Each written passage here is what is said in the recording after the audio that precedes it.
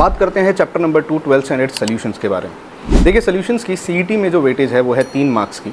अगर मैं बोर्ड्स की बात करूं तो यहाँ पे 4 मार्क्स के क्वेश्चंस आते हैं विदाउट ऑप्शंस एंड 6 मार्क्स के क्वेश्चंस आते हैं विद ऑप्शंस।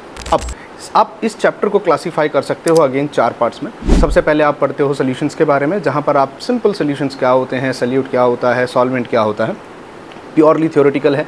यहाँ पे आपको कोई न्यूमेरिकल या डेरिवेशन देखने नहीं मिलेगा। पार्ट 2 जो हमारा यहाँ होता है वो थोड़ा इंपॉर्टेंट है, जहाँ पे आप पढ़ते हो वेपर प्रेशर के बारे में, जहाँ आता है Henry's law and Raoult's law. और यहीं पे सबसे ज़्यादा क्वेश्चन आपको देखने मिलेंगे सीईटी में अगर आप जाते हो। यहाँ पर आपको देखने मिलेगा relative lowering of vapour pressure, lowering of vapour pressure, जो कि फिर कॉलिगेटिव प्रॉपर्टीज़ का पार्ट हो जाता है। हम यहाँ पे 4 कॉलिगेटिव प्रॉपर्टीज़ पढ़ते हैं। Relative lowering of vapour pressure, फिर हमारे पास आता है elevation in boiling point, depression in freezing point, osmosis and osmotic pressure के बारे में हम पढ़ते हैं। अब यहाँ एक बहुत इंपॉर्टेंट पार्ट है, थोड़ा ग्राफिकल है, और जहाँ से क्वेश्चन बनते हैं, स्ट्रेट फॉरवर्ड क्वेश्चन बनते हैं, वो है ideal and non ideal solutions के बारे में। ये अच्छे से कर लेना, इसके एग्जांपल्स बाय हार्ट कर लेना, बहुत ही सिंपल सा टॉपिक है। लास्ट पार्ट जो हमारे पास आता है, जहाँ एक छोटा सा डेरिवेशन आपको मिलेगा, एक फॉर्मूला आपको मिलेगा, वो है वेंट हॉफ फैक्टर।